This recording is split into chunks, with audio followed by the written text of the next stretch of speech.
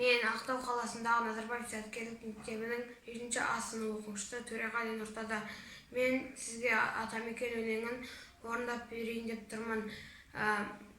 Атамекен өлеңінің авторлары әнін жазған Ескендір Хасанғалиев, сөзін жазған Қадыр Мырза Әли. Жалпы осы өлеңнің шығу тарихы: Ескендір Хасанғалиев гастрольдік сапарда жүргенде өзінің елін, жерін сағынып, Атамекенге деген ыстық сағынышын білдіріп, әнін жазып береді.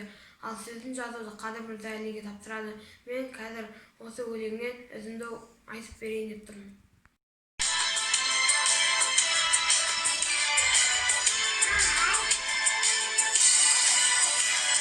Жақсы жайлау, түпті көлем, көк кілем, көк кілемде көп алмаймын, көк кілем.